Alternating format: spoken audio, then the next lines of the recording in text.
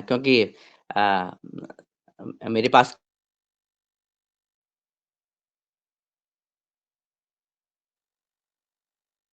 सिंहासन भी करें तो अच्छा ही रहेगा। बिल्कुल, बिल्कुल। सभी अब आज आज की योग कक्षा 8 बजे तक है, तो सभी अपनी-अपनी वीडियो भी खोलिए और अनुलोम-विलोम प्राणायाम के साथ कर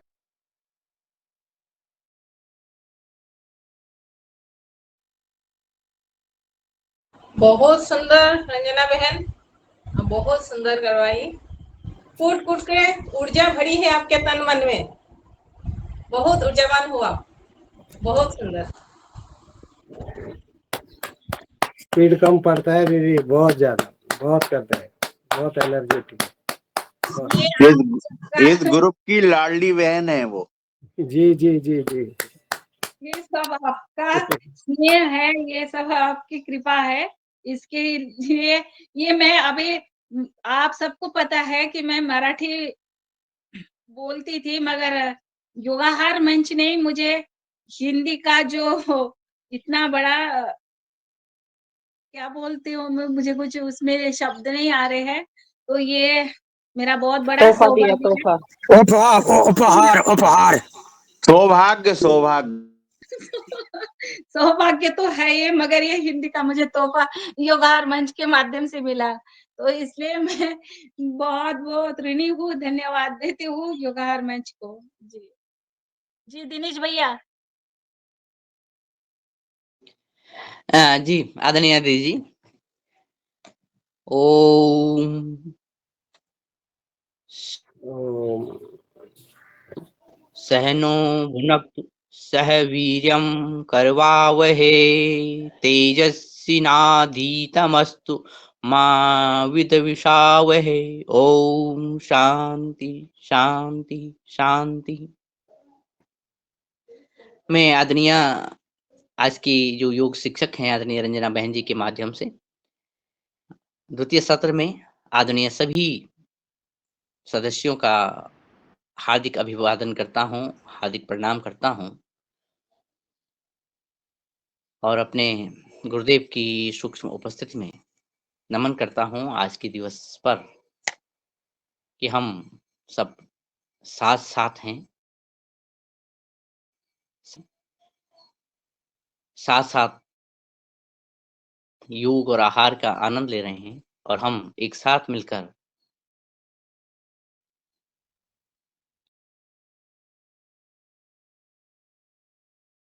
हमने जो भी अध्ययन किया, जो भी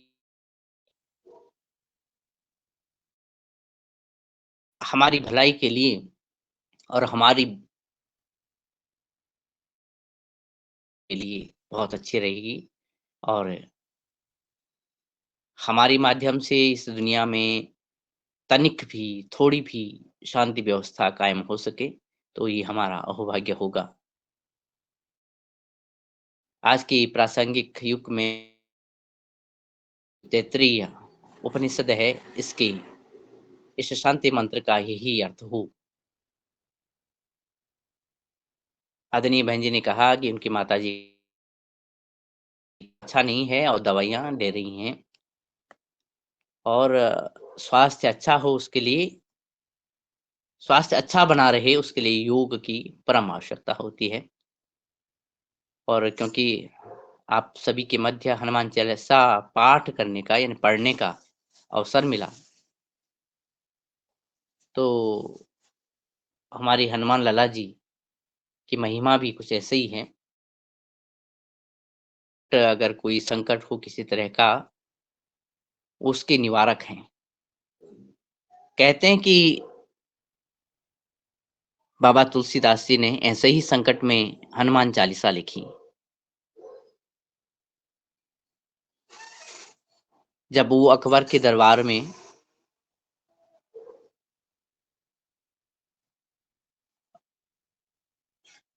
संकटग्रस्त हुई, जब अकबर ने कहा कि आपको मेरे सभा या नवरत्नों में से एक होना पड़ेगा, तो उन्होंने मना कर दिया या कुछ इसी तरह का संस्मरण, इस तरह की कथाएँ हैं।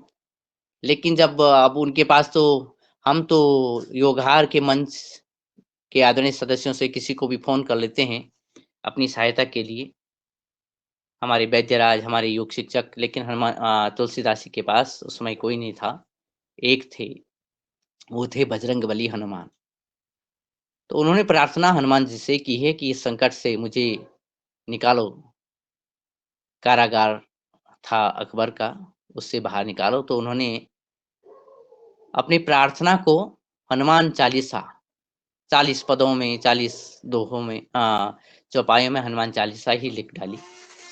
और उसका परिणाम ये हुआ, वो भी कितना विरल युग रहा होगा और कितना हठ युग रहा होगा कि वो योग हनुमान चालीसा के माध्यम से, उन पंक्तियों के माध्यम से अवधी भाषा में जो लिखी गई, जब उन्होंने ये हनुमान चालीसा की तो परिणाम ये हुआ कि अकबर के राजमहल में बंदर ही बंदर दिखाई दिए और अंततः उन्हें ये आभास हुआ कि हमने गलत जगह हाथ डाल दिया है।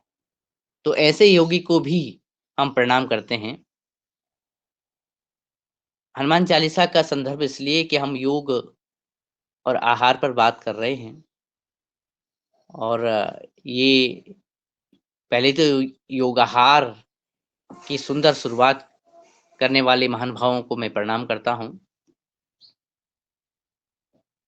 आदरणीय हमारे पवन सर और आदरणीय मुन्नीलाल जी भाई साहब, आपके माध्यम से ये कार्य आगे बढ़ा और उसमें हनुमान चालीसा का संपुट देना, ये मंत्र देना और भी प्रभावकारी रहा।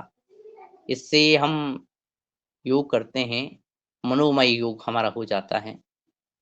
मैं वापस विषय पे आता हूँ कि विगत दिनों मेरी एक छोटी-सी यात्रा रही।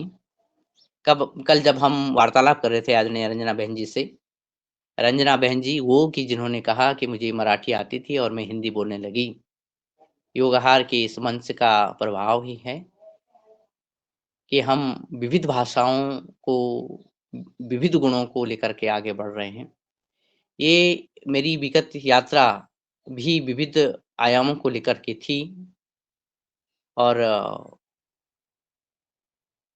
योगाहार का भी इस यात्रा में ज़िक्र हुआ। आप सभी को मालूम है कि कुछ दिनों पहले बंगाल की घटना हुई। उसमें बंगाल में तख्तापलट की बात सामने आई। मेरे कुछ मित्र जो अलग-अलग जगहों पे रहते हैं देश के, तो उनके मन में एक चिंता जागृत हुई कि ये पड़ोस में ऐसी घटनाएँ होना अच्छा नहीं है। घटनाएँ तो होती हैं, होती रहती हैं राजनीतिक घटनाएँ, लेकिन अपने बंधु-बांधव, अपने सहोदर उस देश में हैं। कुछ हिंदू हैं जिन पे अत्याचार हो रहा है। गूगल मीट की बात थी तो धीरे-धीरे लोग जुड़े, 3-4 दिन तक गहन चर्चा हुई शाम के समय, फ़ोन पे भी वार्तालाप हुई। क्योंकि नॉर्थ ईस्ट में मेरे और कुछ मित्रों के द्वारा लोगों से मिलना और कुछ राष्ट्र हित के लिए छोटी पहल करना एक स्वभाव में रहा मित्रों के माध्यम से और योगाहार के माध्यम से, तो वहाँ से भी कुछ लोग जुड़े, तो उन्होंने कहा कि इस पे क्या किया जा सकता है? तो हम इस बात पे पहुँचे कि हम बंगाल तो नहीं जा सकते। वहाँ के लोगों को बचाना या उनकी चिंता करना, उस क्षेत्र में सरकार कदम उठा रही है, लेकिन हमारे हाथ में क्या है? तो बात आई कि हम बड़ी बात ना कह कर के अपने आस-पड़ोस में झाँकें। हालाँकि उसका एक पहलू था, उसको मैं वार्ता में शामिल नहीं करूँगा, लेकिन द्वितीय पहलू पर बात आई कि मैंने कहा एक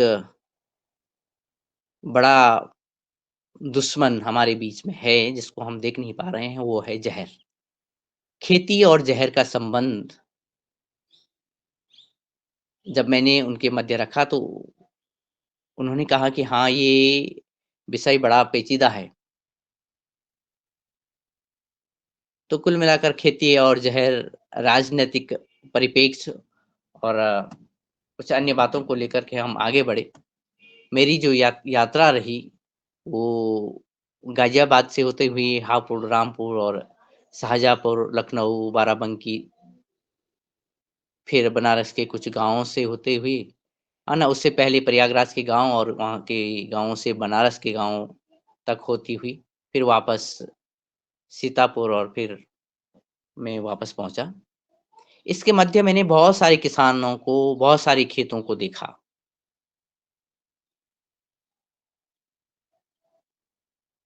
अब हमारे साथ कोई 10-12 लोग थे, जो शिक्षक भी थे, अधिकतर उसमें शिक्षक थे, जिन्होंने कुछ 1 हफ्ते के लिए उस दौरान कुछ छुट्टियाँ भी थी और कुछ छुट्टियाँ और लीं।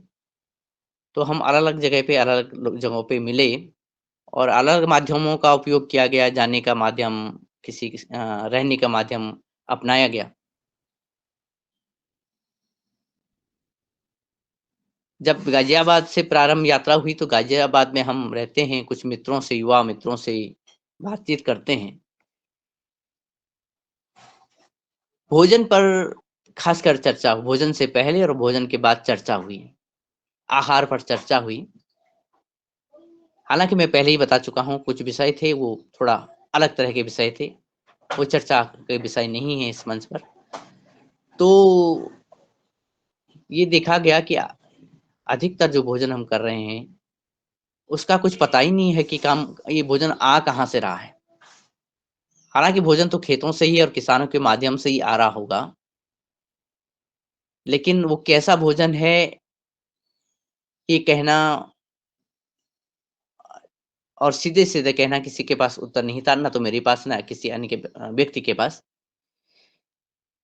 लेकिन गाज़ियाबाद में किन्हीं मित्र जो कि बंगाल से थे, उन्होंने कहा कि उनके परिवार में ही जो कि साधन संपन्न व्यक्ति हैं, उनके चाचा जी और उनके परिवार, एक ही परिवार में 3 लोग बहुत बुरी तरह से बीमार हैं। उन्हें कैंसर है 3 लोगों को, चाचा जी, चाची जी और उनके बेटे को। और उनकी खेती भी है और वो उद्योग क्षेत्र में भी कार्य करते हैं। तो लोग भोजन करने के बाद ऐसे बैठे थे, तो कुछ देर के लिए हमारी वार्तालाप शून्य हो गई कि 3 लोगों का एक ही घर में कैंसरग्रस्त होना।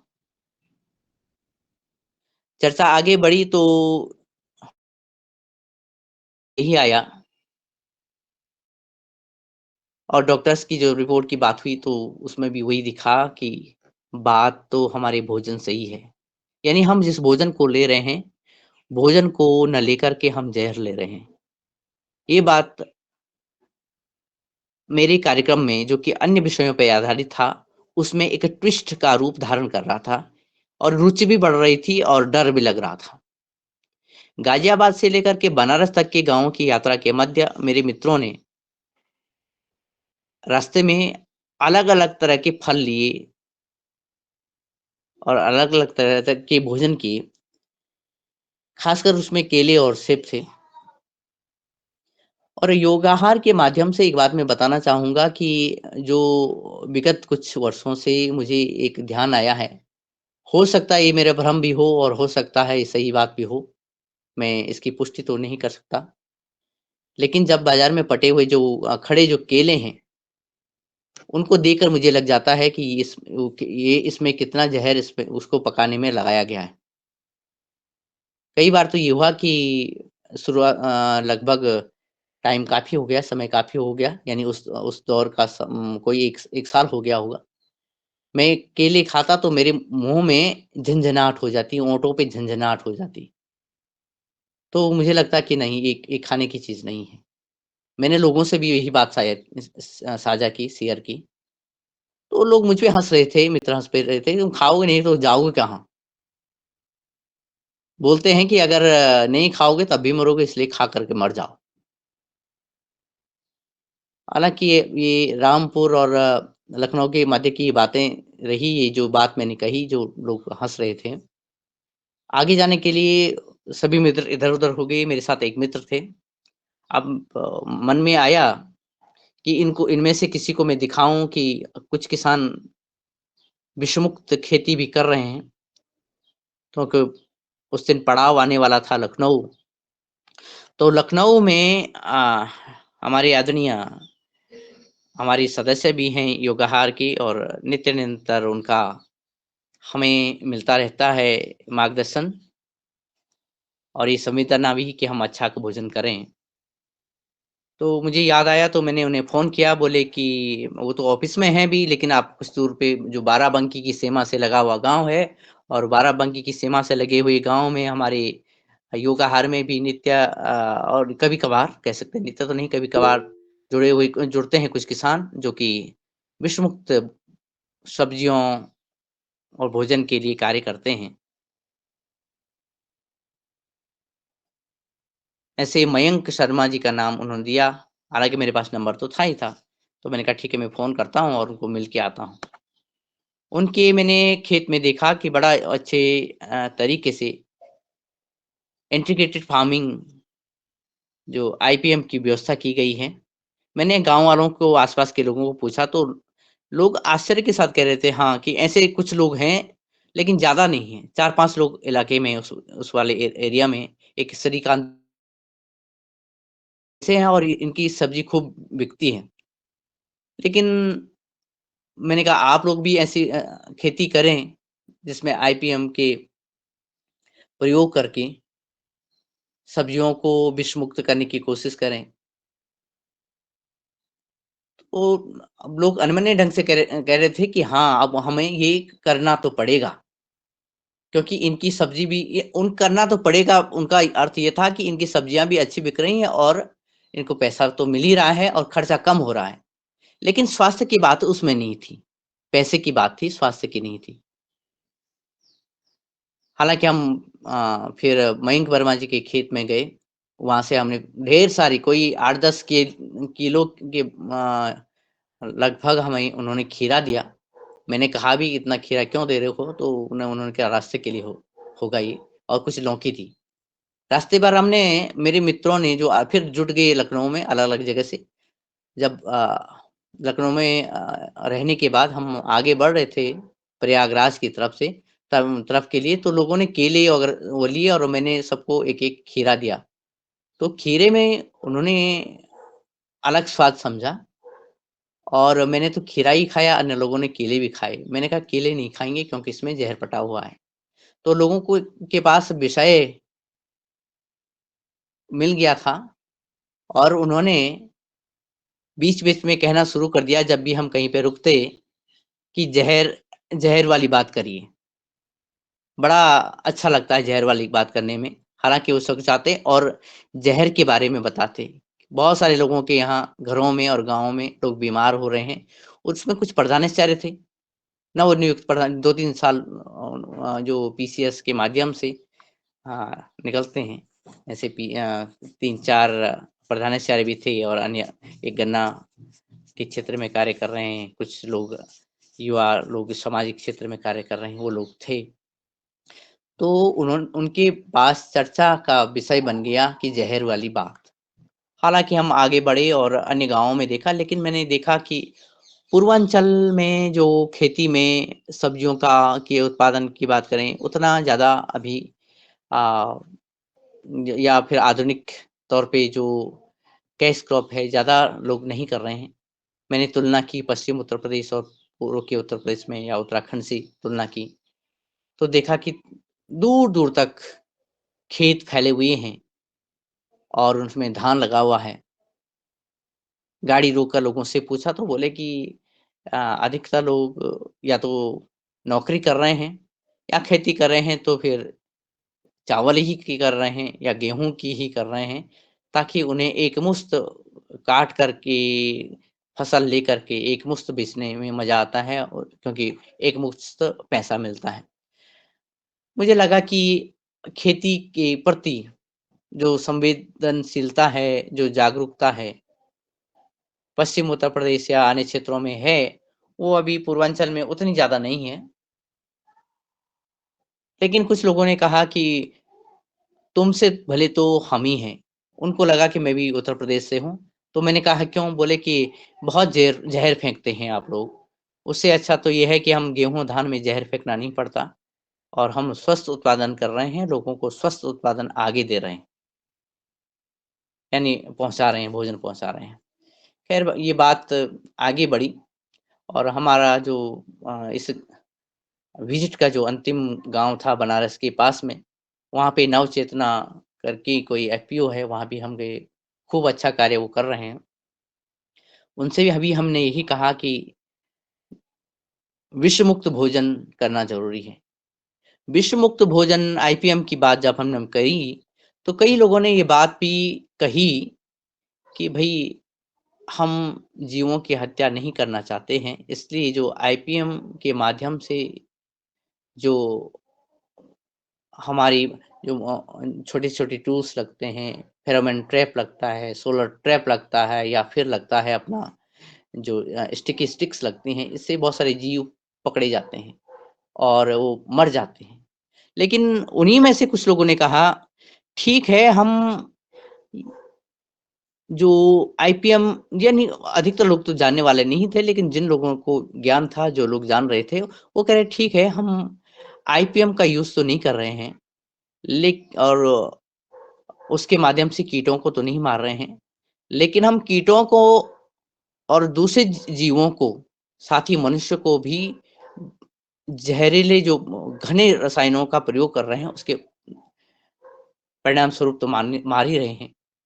मैंने उन्हें बताया कि अगर आईपीएम का हम उपयोग करते हैं, इस मशीनरी का उपयोग करते हैं, इन यंत्रों का उपयोग करते हैं, तो हम कीड़े-मकोड़ों को मारने के लिए नहीं कर रहे हैं। बड़ी गलत अवधारणा लोगों के मनों में है कि हम हिंसक खेती को बढ़ावा दे रहे हैं। और हम इन जीवों की हत्या कर रहे हैं। मेरा कहना ये था कि हम अपने खेतों में जो बड़े जानवरों के लिए तार-बाड़ की व्यवस्था करते हैं, दीवार की व्यवस्था करते हैं, उसी तरह से ये solar trap, pheromone trap, sticky sticks इनका प्रयोग कर रहे हैं ताकि ये पता लगाएँ कि आपके क्षेत्र में किन-किन फसलों के प्रति शत्रु कीटों का प्रकोप बढ़ रहा है, वो आ रहे हैं।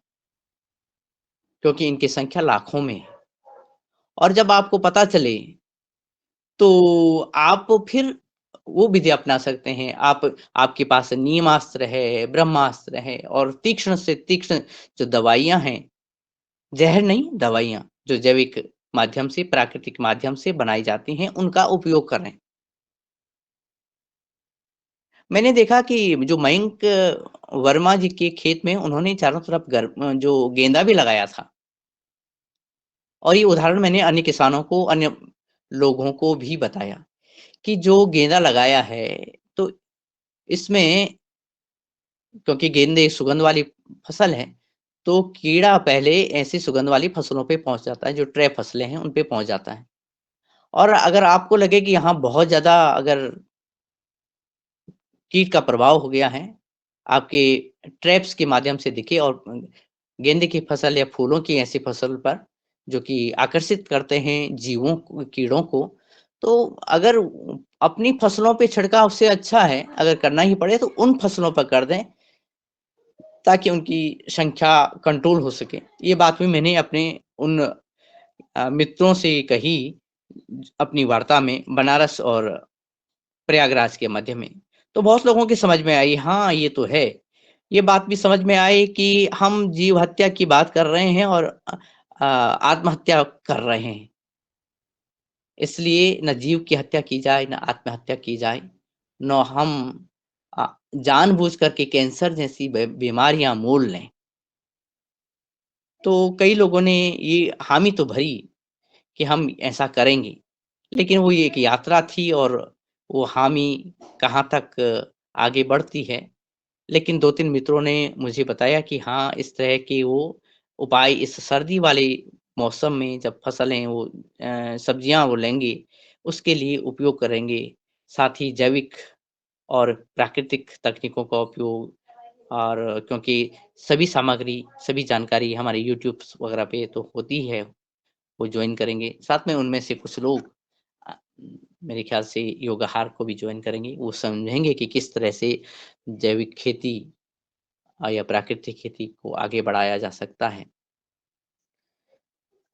तो या इस यात्रा के माध्यम से जैविक खेती के बारे में, योगाहार के बारे में कुछ लोगों से वार्तालाप जो आगे रही, उसमें अधिकतर लोगों का यही कहना था कि बीमारियाँ घर-घर में, हर घर में बीमार हैं, और बंगाल का वो उदाहरण सभी को चौंका गया कि एक ही घर में 3 कैंसर के मरीज़। लेकिन मैंने उनसे कहा कि एक ही घर में, ये तो सही बात है, ये तो संभवतः अगर देखा जाए तो धीरे-धीरे बढ़ने वाली बात है, घरों में घुसने वाली, हमारे शरीर में ये बीमारियाँ आ रही हैं। एक ही परिवार क्या, पड़ोस क्या और गाँव क्या, क्योंकि गाँव में 3-4 लोग अवश्य मिल रहे हैं प्रत्येक गाँव में। तो उसी तरह से अगर देखा जाए, हरियाणा और पंजाब के क्षेत्रों में कैंसर ट्रेन की भी बात हुई, जो भटिंडा से लेकर या पंजाब के क्षेत्र से लेकर के और वहाँ राजस्थान पहुँचती है।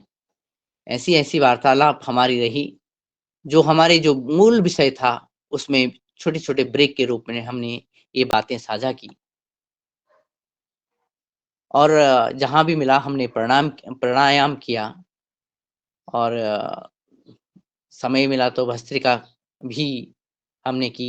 बीच-बीच में योगाहार जो कार्यक्रम है सुबह सवेरे, वो भी हमने दिखाया। लेकिन क्योंकि हमारा जो एम था, वो अलग तरह का था, एक स्टडी करने का था, हम आगे बढ़ रहे थे। तो मेरी समझ में ये बात आई कि हम चाहे यात्रा, कोई भी यात्रा करें, हमें प्राणवायु और भोजन की आवश्यकता होती है। तो भोजन और प्राणवायु से संबंधित चर्चा हम अपनी यात्राओं में अवश्य करें। और इसका मैंने योगाहार के माध्यम से, आदरणीय मुनीलाल जी भाई साहब हैं, आदरणीय पवन सर हैं, इनके माध्यम से जब सुना तो इसका प्रयोग करने की कोशिश की। आदरणीय विनय कुमार वर्मा जी हैं, उन्होंने जो बात-बात में बताया है, तो इसको समझने और प्रयोग करने की कोशिश मैं कर रहा हूँ। मुझे लग रहा है कि चाहे हम राजनीति की बात कर लें, चाहे हम लिखा-पढ़ी की बात कर दें, चाहे हम किसी भी विधा की बात कर दें, लेकिन ऋषि पराशर का वो श्लोक मुझे आप लोगों ने, या आप लोगों की वार्ता ने याद करा दिया कि धान्य, भोजन और भोजन व्यवस्था की हमें चिंता तो हर समय करनी पड़ेगी, क्योंकि हमारे शरीर के लिए ऊर्जा की आवश्यकता है ही है। हमारे शरीर के लिए प्राणवायु की आवश्यकता है। प्राणवायु नहीं रहेगी तो हम नहीं रह पाएँगे। भोजन नहीं रहेगा तो कुछ दिन गुज़ार पाएँगे, शायद 2-3 दिन, या शायद हो सकता है 1 महीना। लेकिन उसके बाद कथा समाप्त हो जाएगी। इसलिए विषय कई हैं, सबसे बड़ा विषय है पेट का, और पेट में ऊर्जा मिले, ज़हर ना मिले, यही यात्रा का मेरा जो सार तत्व रहा। हालाँकि यात्रा के दौरान जो अन्य अध्ययन थे, उसका एक अध्ययन मैंने आदरणीय पवन कुमार सर से भी साझा किया, और उस एक दूसरा भाग उसका था, वो साझा करने योग्य नहीं था। वो सामाजिक पहलू पे था, वो भी ज़हरीला प्रकोप जो हमारे समाज में बढ़ रहा है, उस पे था। लेकिन हमारे भोजन से हम विश्व मुक्ति हो, और हमारे प्राणों को ऊर्जा प्रदान हो, हम स्वस्थ रहें। और जो आदरणीय पवन सर ने 2 दिन पूर्व ओम सहनाववतु सहनो भुनक्तु सह वीर्यं करवावहै तेजस्विनावधीतमस्तु मा विद्विषावहै। ओम शांति शांति शांति। ये जो मंत्र दिया, ये हमारे उपनिषदों का मंत्र। इसी उपनिषद के मंत्र के साथ ही मैं इस छोटी सी यात्रा, जो कि मैंने ज़्यादा विस्तार कर दिया है, उसमें ज़्यादा बोझिलपन भी रहा होगा, लेकिन सार तत्व यही रहा कि अगर भोजन है, तो हम हैं, तभी हमारा समाज भी है, तभी हमारी लड़ाई भी है, तभी हमारा प्रेम भी है। और मैं पुनः प्रणाम करता हूँ योगाहार के आदरणीय सदस्यों को, और मैं धन्यवाद करता हूँ आप सभी को कि आपने इस मंच को बनाया, जिस मंच पर हम दुनिया की सबसे महत्वपूर्ण बात कर रहे हैं, भोजन। विश्व मुक्त भोजन, सबसे महत्वपूर्ण बात कर रहे हैं, ऊर्जा, विश्व मुक्त ऊर्जा। धन्यवाद, प्रणाम। वापस आता हूँ आदरणीय रंजना बहन जी के पास। धन्यवाद। और बहुत सुंदर आदरणीय दिनेश भैया आपका आज का उद्बोधन रहा। अपने अनुभव जो विष मुक्त भोजन पर आपने आज बताए, बहुत सुंदर। तो मैं आगे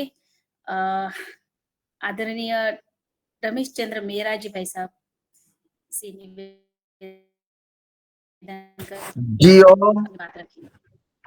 जी ओम, सदन को नमन। आज की हमारी योग कक्षा बहुत अच्छी रही। साथ में हमारे आदरणीय दिनेश भाई जी ने जो यात्रा वृतांत सुनाया, ये भी बहुत ज्ञानवर्धक है, उपयोगी है, और हम लोगों को एक नई राह भी दिखाई कि आप यात्रा कर रहे हैं तो आपके साथ और भी मित्र यदि जुड़ते हैं तो और अच्छा होता है, अलग अलग जगह से। दोनों बात बहुत अच्छी है। मेरे मन में दो चीज़ आई। एक तो आपने पहला कहा कि अवधी भाषा में चालीसा लिखा गया है, और हम पढ़ते हैं हिंदी में। किसी दिन यदि आपको वो अवधी भाषा में पढ़ने का मौका मिले तो निश्चित रूप से पढ़िएगा, तो हम वो मूल जो चालीसा है उसको सुन पाएंगे। दूसरा, एक प्रश्न जो आपने उठाया कि हम कीटों की हत्या करते हैं, और ये कीट हत्या जो है वो लोगों को मतलब जिन लोगों से आपने चर्चा की, उन्होंने कहा कि ये जीव हिंसा है। यह बात हमारे बीच में भी बहुत चलती है। जब हम मत्स्य पालन की बात करते हैं, हमारे एक साथी कहते हैं कि आप मत्स्य पालन पर जाइए और उससे आप पैसे कमा सकते हैं। दूसरा मन ये होता है कि मत्स्य पालन यदि हम करेंगे तो जीव हिंसा होगी। इस पर एक तरफ यदि हम देखें तो जितने भी समुद्र के किनारे पर रहने वाले लोग हैं, उनका भोजन ही लगभग वैसा है, और दूसरी तरफ जो हम मैदान क्षेत्र में रहने वाले लोग हैं, इनका भोजन शाकाहारी है। इस संबंध में आप क्या सोचते हैं, या हमारा सदन क्या सोचता है, इस संबंध में यदि उत्तर मिलेगा तो अच्छा रहेगा। जियो जी आदरणीय दिनेश भैया। जी, जी, जी आदरणीय, आपने गुरुजी ने प्रश्न किया है। मैं सबसे पहले तो आपको नमन करता हूँ कि विश्व मुक्ति के लिए आपने जो बहुत बड़ा कदम रखा है, बीड़ा उठाया है, साथ में किसानों को शिक्षण प्रशिक्षण का, वो आप प्रेरणा के स्वरूप हैं। और मुझे आपको देखकर ये ज्ञात होता है कि क्योंकि आपने हनुमान चालीसा से भी संबंधित प्रश्न किया है, तो आप कई तरह के हनुमानों को जागृत करने का कार्य कर रहे हैं। कहते हैं कि हनुमान जी के पास इतनी शक्ति है, माँ सीता और प्रभु राम, साथ में उन्हें जो प्राकृतिक रूप से जो शक्तियाँ मिली हैं, इतनी शक्तियाँ हैं कि उन्हें पता ही नहीं कि कितनी शक्ति है। तो कहते हैं कि हनुमान चालीसा के प्रत्येक जो 40 हमारे चौपाई हैं, उनमें एक-एक चौपाई भी हमारे लिए पर्याप्त है, और एक-एक चौपाई से अगर हम मनन करें और हनुमान जी को प्रसन्न करें, तो हमें वो शक्ति मिल सकती है, क्योंकि हम उस शक्ति के बारे में हनुमान जी को जागृत कर रहे हैं। हो सकता है, मुझे ये भी लगता है कि हनुमान जी को जागृत करना या स्वयं को जागृत करना एक ही जैसा होगा, लेकिन आप इस जागरण को आगे बढ़ा रहे हैं, तो आपको सबसे पहले तो मैं प्रणाम करता हूँ, बार-बार प्रणाम करता हूँ। दूसरी बात ये है कि हनुमान चालीसा अभी भी अवधि में ही है, अवधि में ही है कि और हिंदी अवधि एक ही है, उसमें भी कोई यानी कुछ-कुछ शब्दों का अंतर है। हिंदी धीरे-धीरे परिष्कृत होते हुए आगे बढ़ी है। हनुमान चालीसा अवधि में इसलिए लिखा गया क्योंकि उस समय पर उर्दू, अवधी और जो देशज भाषाएँ थी वो थी खूब प्रचारित थी। क्योंकि अवधी का बोलबाला था, इसीलिए लोक भाषा में तुलसीदास जी ने अवधी को लिखा। वो इसलिए लिखा कि ये जनमानस तक पहुँचे और समझने में सरलता हो। जैसे हम तुम्हारे के लिए तुम्हारो का शब्द कहीं पे है कि सहस बदन तुम्हारो जस गावें, तुम्हारो मन तुम्हारा जस गावें। अस यह या कह सकते हैं कि जो एक जगह पे आता है कि जुग सहस जो जन पर भानु, लील्यो ताहि मधुर फल जानू। जो शब्दों का कुछ-कुछ शब्दों का प्रयोग हमें थोड़ा हट कर लगेगा हिंदी से। हम कहेंगे कि शुद्ध हिंदी नहीं है, ये अवधी है या ब्रज भाषा में है या दूसरी भाषाओं में है। तो ये अगर हम हनुमान चालीसा पढ़ते हैं तो अवधी का स्वरूप तो है ही है, इसमें कोई दोहराई नहीं है। हाँ, दूसरी बात आदरणीय आपने कही है कि हम हिंसा की बात करते हैं और ये बातें बार-बार आती हैं। मुझे ऐतराज़ ज़्यादा ऐतराज़ पहले तो मैं ये देखता था हिंसा, अहिंसा की बातें मैं देखता था, लेकिन आज के दौर में तब जबकि हम ज़हर खा रहे हैं और ज़हर खिला रहे हैं, तो प्रत्यक्ष हिंसा कर रहे हैं। उससे अच्छा तो ये है कि अपना भोजन को सुरक्षित किया जाए, सुरक्षित भोजन की हम बात कर रहे हैं। और सुरक्षित भोजन की जब हम बात करते हैं, तो अगर हम तैत्तिरीय उपनिषद में पढ़ें, देखें, तो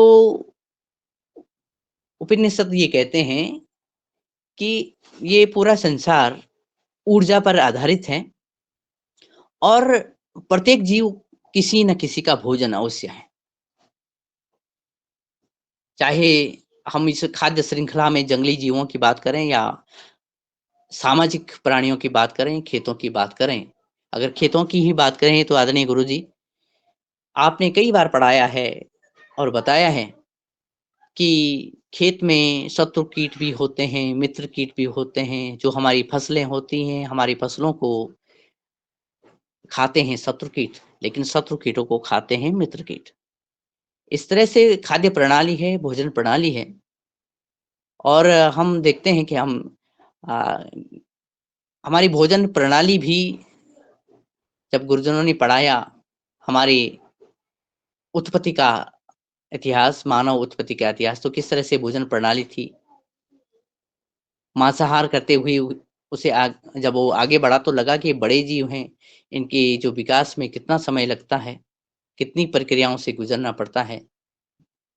जीवों को माँ के गर्भ से गुज़रते-गुज़रते जब बड़े होते हैं तो लेकिन फिर ये बात भी आई कि हमारी जो आहार नाल है, हमारा पाचन तंत्र है, वो कुछ अलग बना है, इसलिए मनुष्य थोड़ा अलग हट के है।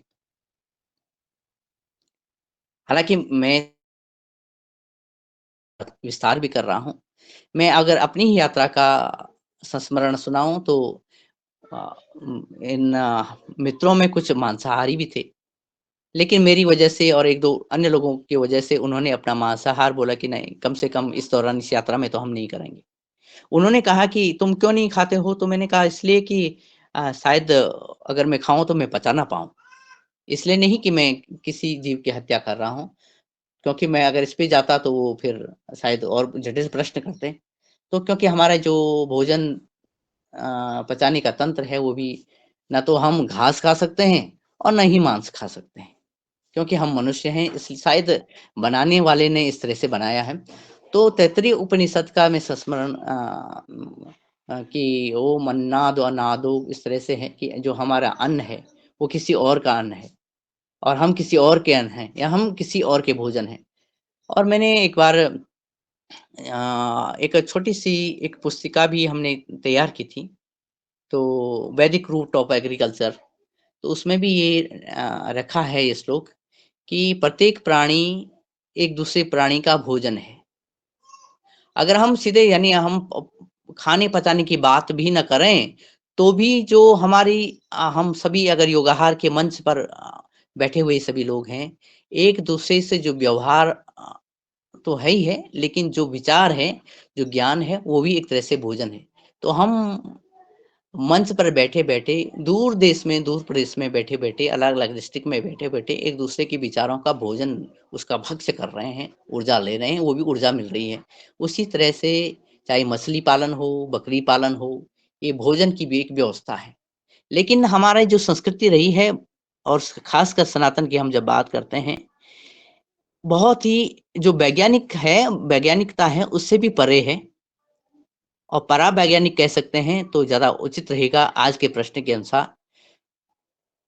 उन्होंने फिर कैटेगरी इसलिए बनाई है कि हम थोड़ा हटके हैं, हमारे भोजन की व्यवस्था यानी इतनी बारीकियों को देखते हुए उन्होंने पूरा सिस्टम बनाया है।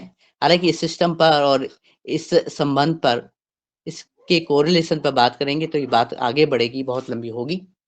पर कुल मिलाकर सभी प्राणी एक दूसरे के पूरक हैं, भोजन भी हैं। अगर मेरी जो देह है अंतिम अवस्था में हो और मुझे मेरे ही खेत में छोड़ा जाए, तो मेरे ही खेत के कीड़े-मकोड़े मेरी त्वचा को खाएँगी, उसका रसा-सादन लेंगे और यही होता भी है। इसीलिए क्योंकि अगर हम जैसे गौ माता को इतना पवित्र मानते हैं, लेकिन फिर भी कहते हैं कि हमारे कृषक कहते हैं कि गौ माता के जो अंतिम समय में उनकी जो उसकी देह होती है, अपने खेतों में गाड़ो, फिर उसकी खाद को निकालो, अपने खेतों में डालो। तो हम क्या कर रहे हैं?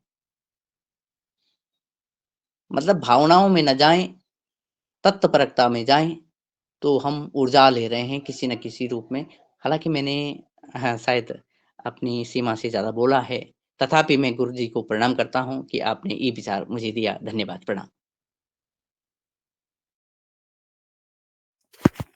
जी, जी आदरणीय, बहुत सुंदर। धन्यवाद आदरणीय रमेश चंद्र मेहरा जी ने जो 2 सवाल किए, उनका समाधान हुआ और मैं आगे आदरणीय डॉक्टर किशोर दुबे सर के पास चलती हूँ। आदरणीय डॉक्टर किशोर दुबे सर का स्वागत है। धन्यवाद बहन जी। आज हमारा इस मंच का सौभाग्य है कि 2 ऊर्जावान व्यक्ति हमारे यहाँ पे आज है। एक रंजना जी ने जो योग किया, तो वो तो ऊर्जावान है ही, और दिनेश जी के बारे में कहना ही नहीं है, तो वो तो ऊर्जावान के स्रोत है और प्रणेता भी रहे हैं कई बार। तो 2 ऊर्जावानों के साथ का आज का हमारा दिन बहुत विशेष है। दिनेश जी ने जो यात्रा के अवगत किया, बताया, अनुभव है, 2 प्रकार के सवाल मेरे मन में आए हैं, जो दिनेश जी के माध्यम से हम मंच से साझा करना चाहते हैं। एक तो अपने यात्रा में विष मुक्त खेती का प्रचार हुआ, तो क्यों हुआ, इसके बारे में क्या बिंदु थे जो आपके अनुभव में आए हैं, किन बिंदुओं को माध्यम से वो प्रचार हुआ, ये उन बिंदुओं को बताए, और जहाँ पे विस्तार नहीं हुआ तो क्या अड़चने थी, जो भी आपको यात्रा में या लोगों से, किसानों से बात चर्चा में आए होंगी, वो अड़चने भी बताए, ताकि वो अड़चनों को भविष्य में किस तरह से दूर की जा सकती है और विष मुक्त खेती का प्रचार प्रसार हो सकता है, इस बारे में भी सदन को समझे और उन बिंदुओं पर हम विचार कर सके। और अभी इस चर्चा में जो बात आई रमेश जी के माध्यम से और आपके माध्यम से, वो एक सिर्फ मैं एक वनस्पति विज्ञान का प्रोफेसर होने के नाते बोल दूं कि अन्न श्रृंखला यह पर्यावरण रक्षा के लिए बहुत जरूरी है, एक, और दूसरा कि कुछ वनस्पति भी कीटक भक्षी है। जैसा कि स्कूल कॉलेज में सब लोगों ने सुना होगा कि पीचर नाम का पौधा होता है, ये तो कीटक ही खाता है पौधा, लेकिन कीटक ही खाता है। तो ऐसे और भी पौधे हैं। मेरा कहने का मतलब तो ये जो अन्न श्रृंखला है, अन्न श्रृंखला और उस पर चर्चा एक अलग मसला है, उस पर फिर हम कभी बात करेंगे। तो यह जानकारी सिर्फ सदन में रहे कि आज हम अपडेटिंग करना चाहते हैं, विज्ञान के माध्यम से, अध्यात्म के माध्यम से, सभी में अपडेटिंग हो। तो ये अपडेटिंग का पहलू ख्याल में लेते हुए ही हिंसा, अहिंसा, अन्न श्रृंखला इनकी बात करें, वो एक अलग पहलू है। सिर्फ मैं जानकारी देना चाहता हूँ दिनेश जी से। मुख्य मेरा निवेदन यही है कि विषमुक्त खेती का प्रचार हुआ तो किन बिंदुओं से हुआ और नहीं हुआ तो किन बिंदुओं से नहीं हुआ, इस पर वो अपना मार्गदर्शन करें। धन्यवाद। जी, जी आदरणीय। वस्तुतः जो मेरी यात्रा थी वो इसके विषय अलग थे, लेकिन इस विषय में क्योंकि जब मैं गाज़ियाबाद में था, यानी जो पहले दिन गाज़ियाबाद में रहा, तो वहाँ पे एक कॉलोनी है, वहाँ पे कुछ मित्र रहे, तो उन्होंने एक ही परिवार में जितने भी हम उनके मित्र रहे होंगे, तो एक ही परिवार में भोजन किया। भोजन किया तो भोजन से पहले उन्होंने कुछ सलाद वगैरह भी रखे, तो सलाद से और कुछ फलों से ही, क्योंकि उसमें केले और सेब भी थे, और क्योंकि योगाहार ने मेरे मन में इस तरह से सूचनाएँ, इस तरह से विषयों को भर दिया है कि वो अगर कुछ भी दिखता है तो बातें झलक जाती हैं, क्योंकि वो हर समय चिंतन मनन का विषय हो गया है। और आपके माध्यम से आदरणीय बहुत सारी बातें सामने आई हैं। तो क्योंकि मेरी जब रमेश जी के घर पे मैं गाज़ियाबाद में था, तो पहली नज़र मेरी फलों पे ही गई।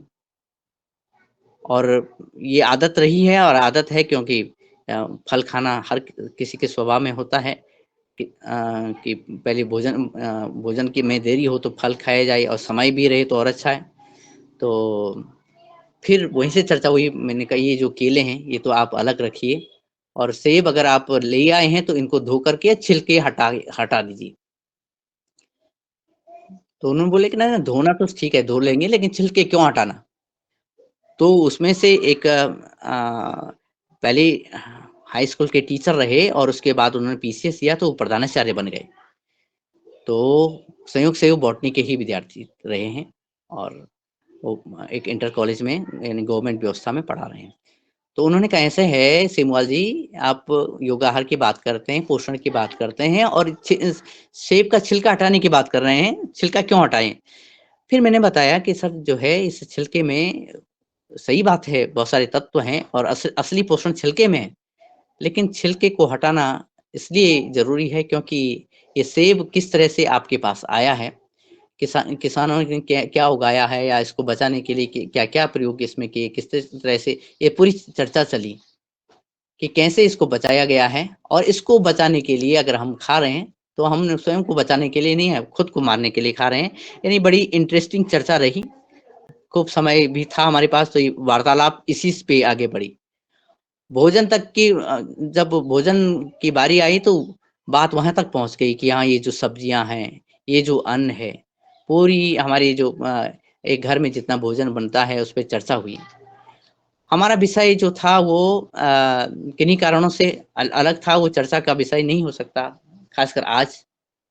और वो राजनीतिक सामाजिक पहलुओं को लेकर क्या था और स्वयं सेवा पे था, मतलब किसी प्रोग्राम के तहत नहीं करके वो आगे बढ़ रहा था। वो मेरे रुचि का विषय भी था, तो उसके लिए मैं आमंत्रित था, एक आमंत्रित सदस्य की तरह मैं इस यात्रा के लिए। लेकिन अब क्योंकि भोजन हर समय दिखे, फल हर समय दिखे, तो ये चर्चा रही। उसमें से क्योंकि ये फोकस पूरा इस पर ध्यान नहीं था हमारा कि भोजन पर, विश्व मुक्त भोजन पर, लेकिन ये बन गया, बातों-बातों में ये सब्जेक्ट बन गया। अब इसमें ये हुआ कि हम जिन-जिन के यहाँ रहे, उन लोगों ने कहा कि हम भी खेती करेंगे। वो लोग कोई भी खेती नहीं करते। किसी के पास इंस्टीट्यूट हैं, बड़े-बड़े संस्थान उन्हें खड़े कर रहे हैं, तो वो भी कहते हैं कि हम अपने किचन गार्डन शुरू करेंगे। यहाँ तक कि कुछ लोगों से, 2-3 लोगों से, आदरणीय वर्मा सर उपस्थित हैं, वर्मा सर भी। जी सर, स्वागत है आपका भी। आपसे भी वार्तालाप हुई कि उन्होंने कहा कि अगर ऐसा है तो हम यहीं से शुरू करते हैं। किसी ने कहा आईपीएम से शुरू करेंगे, कुछ ने कहा है जैविक खेती से शुरू करते हैं कि जो ये विधियाँ हैं अलग-अलग तरह से जीवामृत, घनामृत बनाने की। लेकिन मैंने कहा सबसे पहले तो हमें ज़मीन को, जो बंजर ज़मीन है जिसमें हमने घास लगाई है, दूब घास चारों तरफ फैलाई है, उसका एक पार्ट हमें खोदना पड़ेगा और उसमें फसलें बोनी पड़ेंगी। उसके लिए हमें मिट्टी, उसका स्वास्थ्य और सब कुछ देखना पड़ेगा। तो कुल मिलाकर 6-7 लोग तैयार हुए हैं इस खेती के लिए। तो मैं इसको ये तो नहीं कह सकता कि लोग मतलब ये हम रुके हैं, क्योंकि विषय और था, हमारी चर्चा का विषय और था। इसमें से बीच-बीच में ये स्वाद के लिए मतलब बीच में जैसे मिठाई हम ले लेते हैं, अलग-अलग व्यंजन ले लेते हैं, तो एक व्यंजन हमारी यात्रा का ये रहा और उसमें 5-7 लोग जो जुड़े, जिन्होंने इंटरेस्ट दिखाया कि अच्छा ऐसा है, हमारे भोजन में इतना ज़हर है। और वो जो बंगाल वाली कहानी है, जो वो घटना है, उन्होंने बताया कि जब ये बताया कि हाँ, ये बात सही है, डॉक्टर्स कहता है कि इन ज़हरों के कारण ही हमारा स्वास्थ्य खराब हो रहा है। तो जो थोड़ा जागृत तो लोग हैं, उन्होंने कहा हम हालाँकि स्कूल चलाते हैं, लेकिन हम भी खेती करेंगे। जी, जी आदरणीय, धन्यवाद।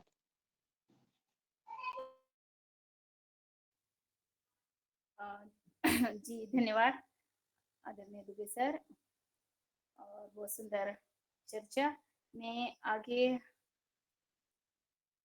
किसी का कोई प्रश्न है तो आदरणीय अनिल राय जी का हैंड राइज था।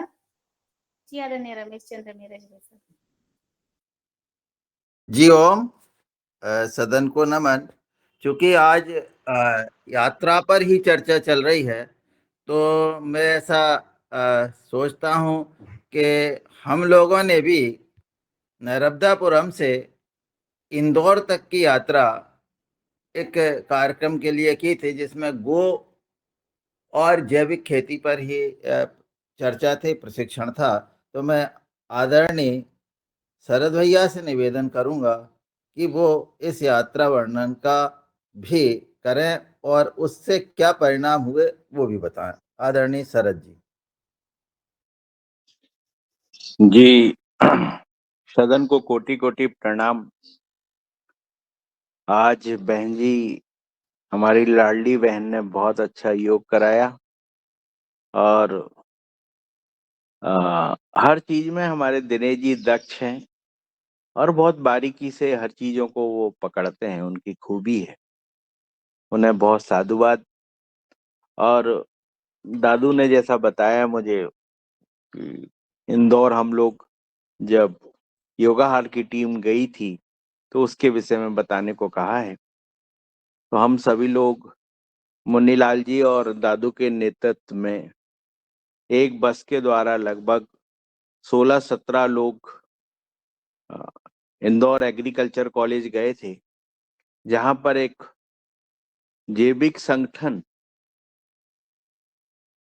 जो कि गो आधारित खेती पर, गो की रक्षा के लिए एकत्रित हुए थे। और वहां पे गुजरात के कुछ विशिष्ट लोग, हरियाणा से आए थे। उन्होंने गो आधारित खेती के विषय में बताया कि कैसे खेती करनी चाहिए। कुछ उनकी बातें बहुत अच्छी थी और वहां हमें कुछ और लोगों से भी मुलाकात हुई। जैसे हम लोग जो ब्रश वगैरह यूज करते हैं, तो वो ब्रश प्लास्टिक का होता है और ब्रश जो है वो जमीन में ही पड़ा रह जाता है, कभी खराब नहीं होता वो ब्रश। तो जमीन में जो कभी गलता नहीं है। तो एक गुजरात के परिजन मिले, जिनका मोबाइल नंबर सब है, कभी उन्हें मुख्य अतिथि बनाने का भी सौभाग्य प्राप्त होगा। तो उन्होंने नीम की लकड़ी से वो ब्रश बनाया है और वो बहुत अच्छा ब्रश है। उसमें नीम की हल्की हल्की खुशबू भी आती है और वो प्लास्टिक जिसे कि हमेशा के लिए एक धरती पे पड़ा रह जाएगा और वसुंधरा को खराब करेगा, वो भी नहीं होगा। और ऐसे ही उन्होंने कंघियों का भी निर्माण किया और बहुत सारी चीजों का, जो लकड़ी, धीरे धीरे प्लास्टिक को उन्होंने बताया कि मैं अपने घरों से और अपने मित्रों के और लोगों के घरों से प्लास्टिक को दूर कर रहा हूँ। तो बहुत महत्वपूर्ण थी। और वहाँ जब योगाहार की टीम ने जब वहाँ पे अपने भाषण दिए, तो काफी लोगों को ये लगा कि योगाहार की टीम भी काफी अच्छा कार्य कर रही है और मुन्नीलाल सर जी को काफी वहाँ पे सम्मान भी दिया। और पूरी टीम को ही सम्मान मिला वहाँ पे। और काफी ऐसा लगा उन्हें जब हम लोगों ने बताया कि योगाहार की टीम में इतने लोग, हम लोग ऐसे ऐसे काम कर रहे हैं, तो उन्हें भी बड़ा आश्चर्य हुआ कि ऐसे काम चल रहे हैं। फिर पता चला जो सिंधु जी थे, उन्होंने बताया कि मैं योगाहार कार्यक्रम में भी आ चुका हूँ आपके। जब बहुत अच्छा लगा कि वहाँ जो मुख्य वक्ता थे वो हमारे योगाहार कार्यक्रम में भी आए हुए थे। तो फिर इसके बाद उन लोगों से काफी मुलाकातें हुई। उन्होंने हरियाणा के उसका खाना रखा हुआ था, सभी योगाहारियों ने, हम लोगों ने वहाँ पे खाना खाया और हम लोग फिर वहाँ से शाम को अपनी क्लास अटेंड करके रवाना हुए और फिर हम सभी लोग वापस आए। इतना था। जी ओम, प्रणाम। जी धन्यवाद आदरणीय शरद भैया, बहुत सुंदर। जो कि हमारी मध्य प्रदेश के सभी भाई बहुत ऊर्जा के साथ, दादू, आदरणीय शरद भैया, आदरणीय मुन्नीलाल भैया जी और सारी टीम बहुत ऊर्जा के साथ अपने जैविक खेती की तरफ और प्रशिक्षण की तरफ बढ़ावा दे रही है। आपकी ऊर्जा को मैं साधुवाद सलाम करती हूँ और मैं आगे आदरणीय जो हैंड राइज है आदरणीय राकेश गौर जी का। जी जी आदरणीय राकेश गौर जी, आपका स्वागत है। ओम जी, नमन सभी को, सदन में सबको नमन। सर मेरा ये प्रश्न था कि जैसे हम कहीं जाते तो अपने योग आहार टीम की बात करते हैं कि हम योग भी करते हैं और आहार पे चर्चा करते हैं।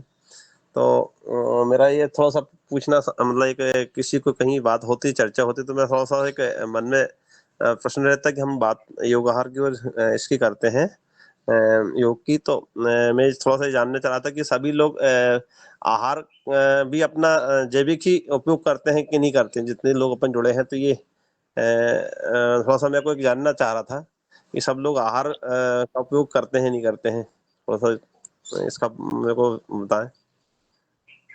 मेरे को जी, सहूलियत जी। है कहीं बात करने में। जी, बहुत ही सुंदर प्रश्न है आदरणीय आपका। मैं चर्चा करने में ये बात भूल गया। बहुत सारी बातें मैं रख नहीं पाया और उसमें जब मैंने बात की लखनऊ पहुँचने की बात की, तो सुबह जब मयंक वर्मा जी के हम गाँव में और खेत में पहुँचे, तो उन्होंने बहुत सारे जो खीरे दिए, उसका क्या हुआ?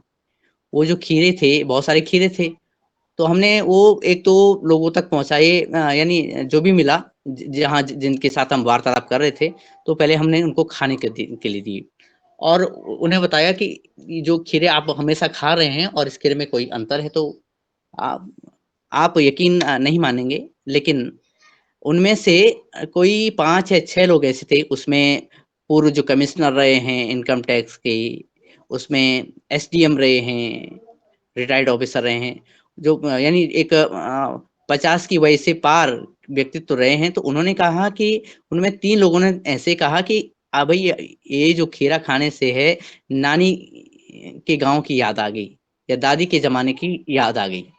ये बातें उन्होंने कही हैं। फिर ये वार्ताएँ हमने अलग भी बताई, जहाँ फ़ोन करना था, फ़ोन पे भी उनका संपर्क कराया।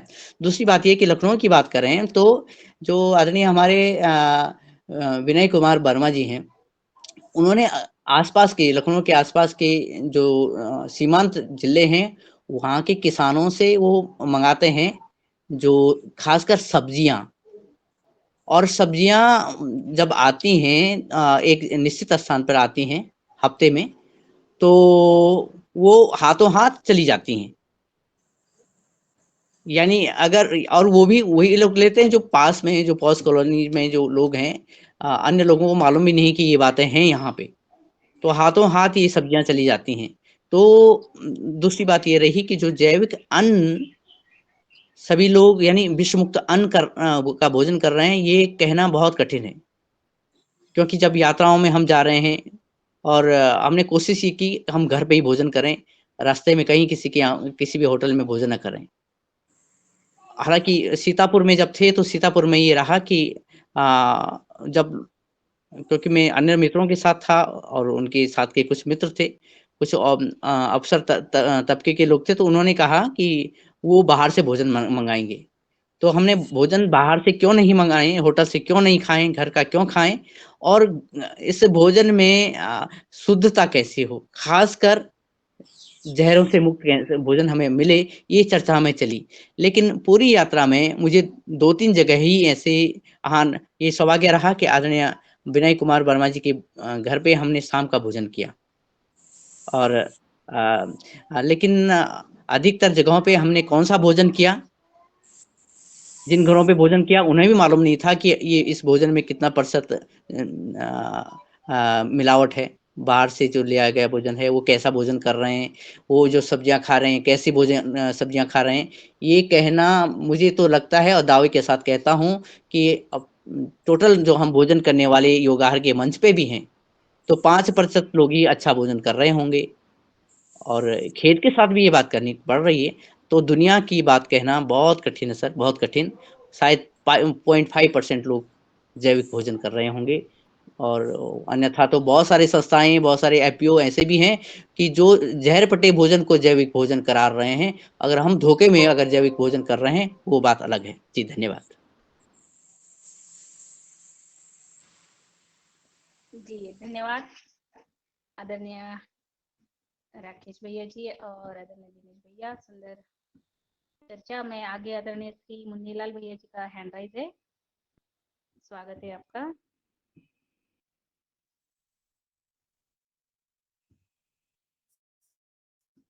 जी, आदरणीय अनिल राय जी। जी, ओम सदन को प्रणाम। इस योगाहार मिलती हैं जिसमें आज दिनेश चंद्रवाल जी अपने यात्रा का वृत्तांत सुना रहे थे। मुझे थोड़ा सा कष्ट इसलिए हुआ कि मुझे यदि जानकारी रही होती तो मैं वाराणसी मेरे घर से 100 किलोमीटर की दूरी पर है, मैं आपसे मिलता और यहाँ के किसान जो अपने मित्र बता रहे थे उन लोगों से मिलता, वो कैसे खेती कर रहे हैं उस बारे में मैं जान सकता और विषमुक्त खेती की ओर काफ़ी अग्रसर। वैसे तो मैंने कसम खा लिया है कि एक दाना भी यूरिया का मैं अपने खेत में नहीं डालूंगा, चाहे उसमें 1 ग्राम भी पैदा नहीं।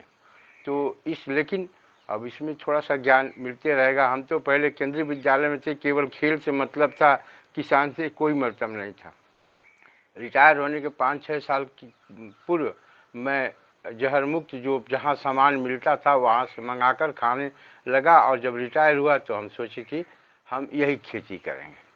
तो इस प्रकार से थोड़ा सा मुझको लगा कि यदि मुझे जानकारी रहती तो मैं सर से मिल लिया होता और वहाँ के जितने किसान हैं, जैसे आपने बताया कि लखनऊ में भी थे, यहाँ भी थे, तो लखनऊ भी बहुत दूर नहीं है, 300 किलोमीटर, लेकिन बनारस तो हम आ सकते थे और उनके अनुभवों और उनके संपर्कों का लाभ मुझे मिलता और मैं जैविक खेती को और ऊंचाई पर ले जाता। जी ओ जी, क्षमा करिएगा सर, ये असल में ये सूचना मैं दे नहीं पाया और बात ये थी कि हमें जो कार्य था वो कुछ था।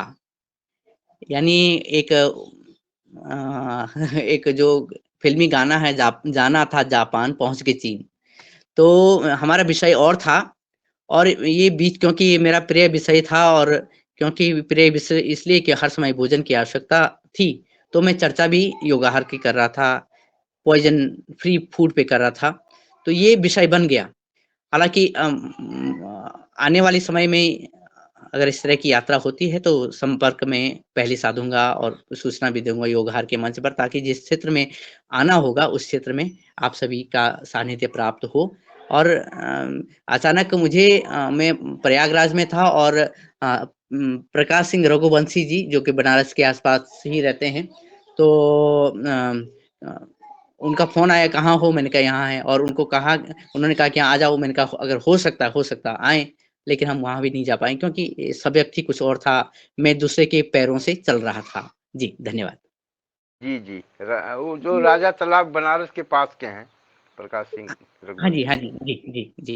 जी, जी, धन्यवाद आदरणीय अनिल भैया जी, आपका बहुत ही स्नेह है कि दिनेश भैया आपसे मिले और जी ओम। आगे आदरणीय जी आदरणीय दादू आप क्योंकि समय हो जी गया है, आदरणीय बस श्री 2 पवन मिनट। कुमार सर। हाँ जी जी जी। जी, आदरणीय श्री पवन कुमार सर को मैं सादर निवेदन के साथ आमंत्रित करती हूँ। जी, आदरणीय पवन कुमार सर, स्वागत है। जी, नमस्कार। धन्यवाद रंजना जी, बहुत सुंदर आज की योग कक्षा और बहुत सुंदर आज का व्याख्यान मुख्य वक्ता दिनेश सेमवाल जी के द्वारा। आज की जो चर्चा के जो चर्चा और बातचीत के बाद जो हमारा निष्कर्ष निकला था, एक बहुत महत्वपूर्ण बात यह है कि जो विषय जीवो जीवस्य जीवनम के ऊपर हमने पूर्व में भी चर्चा की है, उस पर बातचीत भी की है। तो इन सब विषय पर भी बातचीत करते हुए हम इस चीज को हम मनन करें कि हम लोगों ने क्या किया है, किस प्रकार से हम एक दूसरे के ऊपर निर्भर हैं, किस प्रकार से हमारी निर्भरता है। और ये निर्भरता के बीच में जब हम व्यवसाय की बात करते हैं, किसी को व्यावसायिक रूप में उसको ले जाने की बात करते हैं, तो मुझे एक ध्यान आता है एक चीज जो कि मेरे एक दोस्त हैं जो कि बुद्धिस्ट हैं और वो हैं आपके भूटान में। तो भूटान में उनकी जो परंपरा है और हमारे वहाँ भी जैन परंपरा में उनका तो ये भी कहना कि जो ये जीवाणु हैं जिसको हम सांस ले रहे हैं उसमें भी कितने करोड़ों जीवाणु हमारे अंदर जा रहे हैं, और अगर हम चल रहे हैं तो उसमें भी पता नहीं कितने लाखों करोड़ों जीवाणु हम एक ही दिन में उनको समाप्त कर देंगे। तो क्या ये हिंसा है और क्या ये हमें ऐसा करना चाहिए? तो ये एक बिल्कुल एक्सट्रीम थॉट है, थॉट प्रोसेस है। और बल्कि भूटान में तो एक ऐसी परंपरा भी है कि उनका ये कहना है कि हम जमीन में जब हम चल रहे हैं और हमारे चलने की वजह से, हमारे पैरों के वजन की वजह से जो भी जीवाणु समाप्त हो गए हैं, उनके लिए भी हम शांति की प्रार्थना करेंगे और उनके लिए भी हम करेंगे कि यह हमसे गलती हो गई है, इस गलती के लिए हमें क्षमा करें। तो हमारी विचारधाराएं बहुत सारी हैं इस दुनिया में, कई तरह की विचारधाराएं हैं, एक्सट्रीम वाली भी हैं, कुछ बीच वाली भी हैं। लेकिन मुझे लगता है कि हमें अपनी विचारधारा में, जो भी विचारधारा है उसमें हिंसा नहीं होनी चाहिए। बिना हिंसा के अगर हम कोई चीज कर पाते हैं तो शायद वो चीज ठीक है, शायद वो चीज सही है, अगर उसको व्यावसायिक रूप से भी कर रहे हैं, बाकी तरह से भी कर रहे हैं। अब हम मित्र कीट और शत्रु कीट की जब बात कर रहे हैं, तो जो कीटों को हम समाप्त कर दे रहे हैं या उनकी जनसंख्या कर रहे हैं, तो लोग कह सकते हैं कि यह भी एक तरह की हिंसा है। और एक हमारे यहाँ पर एक महंत जी आए थे, एक साधु जी आए थे, उनका कहना है कि सबसे ज्यादा आज की तारीख में जो हिंसा कर रहा है वो किसान कर रहा है, क्योंकि अगर वो केमिकल डाल रहा है और खुद नहीं खा रहा है और दूसरे को खिला रहा है, तो उससे बड़ी हिंसा क्या होगी कि आप दूसरे को जहर दे रहे हैं और दूसरे को जहर खिला रहे हैं। तो इन सब चीजों को मुझे लगता है कि हमें सोचना चाहिए, उसका मनन करना चाहिए, उस पर विचार करना चाहिए। और जहाँ तक के जो शहर में रहने वाले लोग हैं, उनको तो जाने अनजाने में भोजन जो मिल रहा है सब जहर युक्त ही मिल रहा है, और बहुत ही कम लोगों को इसका लाभ आज की तारीख में मिल पा रहा होगा कि हम जहर मुक्त भोजन, ऑर्गेनिक भोजन जिसको है, उसको हम करें।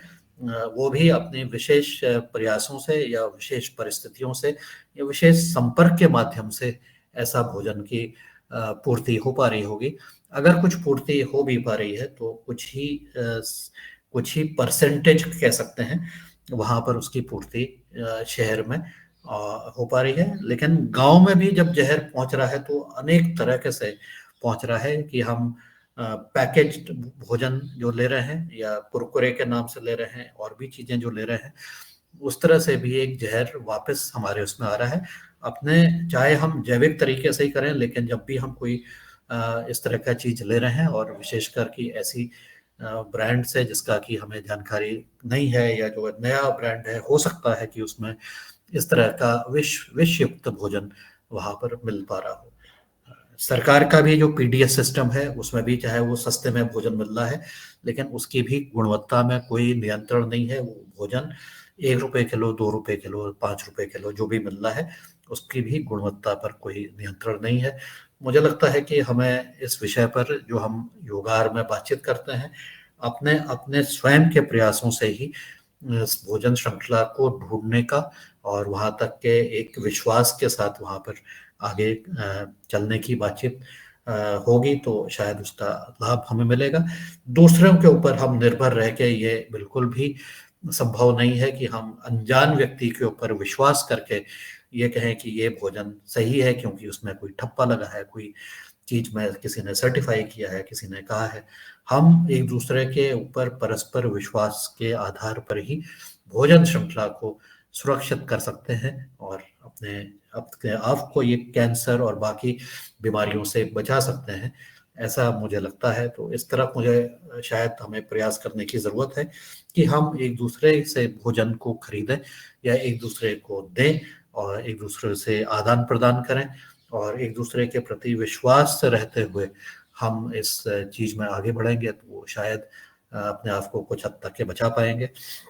जीवो जीवस्य जीवनम पर अंकित मालू जी ने जब अपनी चर्चा की थी तो मेरी एक कविता उस पर भी है। आप लोग जिनके पास किताब पहुंची है उसको भी आप ज़रूर देखिएगा, उस पर भी मैंने इन सब पहलुओं पर बातचीत की है और इस चीज़ को, इस सारी यात्रा को एक दूसरे के साथ जो अंतर संबंध है हमारा मानव का उन चीज़ों के साथ जो डायरेक्टली हमारे साथ नहीं जुड़ी हुई हैं या सीधे रूप से प्रभावित नहीं करती हैं, उस अंतर संबंध को भी मुझे लगता है कि जब तक कि हम नहीं समझेंगे और प्रकृति को जब तक कि नहीं समझेंगे तब तक कि हमारी इस जीवन की जो यात्रा है वो अधूरी रहेगी और उसका हम पूर्ण रूप से उसकी समझ हमारी विकसित नहीं हो पाएगी। दूसरा जो विषय था बहुत महत्वपूर्ण वो था कि हमारी भाषा के ऊपर भी आज बातचीत हुई कि ये रंजना जी कह रही थी मेरी भाषा, मुझे पहले मराठी आती थी, अब मैं हिंदी बोल पा रही हूँ। आने वाले समय पर हो सकता है कि हम ऐसे लोगों के साथ संवाद करें, हमारे योगाहार के सदस्य जो कि दूसरी भाषा जानते हैं, वो शायद हिंदी भी उतनी अच्छी तरह से नहीं जाने, तो उसके लिए तैयार रहें क्योंकि भाषाएं हमें जोड़ती हैं, भाषाएं हमें दूर करते भी रखती हैं लेकिन हमें जोड़ती भी हैं। तो हम ऐसी भी तैयारी आने वाले समय पर करेंगे, लोगों के साथ संवाद करेंगे, उनके साथ बातचीत करेंगे। जब मैं योगाहार के विषय पर बातचीत करता हूँ तो उसी विषय पर इस बात पर भी आया था कि योगाहार के बारे में हम और जानना चाहते हैं।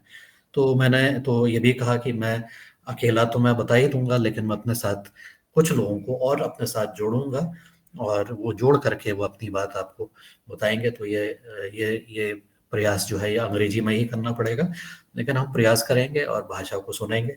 उसमें से कुछ लोग शायद हिंदी भी जाने, तो हम हिंदी अंग्रेजी के मिश्रण में बातचीत करके उनको योगाहार के जो कार्य है उसके बारे में और अपने अनुभव को बहुत संक्षेप में जब बोलने का, बताने का अवसर मिलेगा तो हम अपनी बात कहेंगे और उनको भी जैविक प्राकृतिक खेती और योग के साथ जोड़ने का अपना प्रयास निरंतर जारी रहेगा।